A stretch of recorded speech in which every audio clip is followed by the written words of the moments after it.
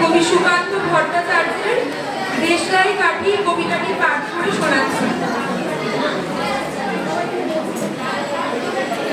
আমি একটা ছোট্ট দেশলাইয়ের কাঠি, এত নগণ্য হয়তো চোখেও পড়ি না, তবু যেন মুখে আমার উসকুস করছে বারুদ, বুকে আমার জ্বলে উঠবার দুরন্ত উচ্ছ্বাস।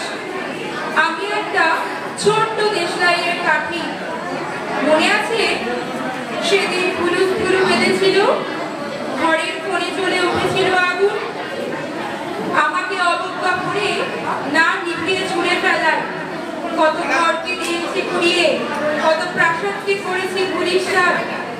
আমি একা ছোট্ট একটা দেশলাই কাঠি, এমন বহু নগর বহু রাজ্যকে দিতে পারি ছাড় করে, তবু অবজ্ঞা করবে আমাদের।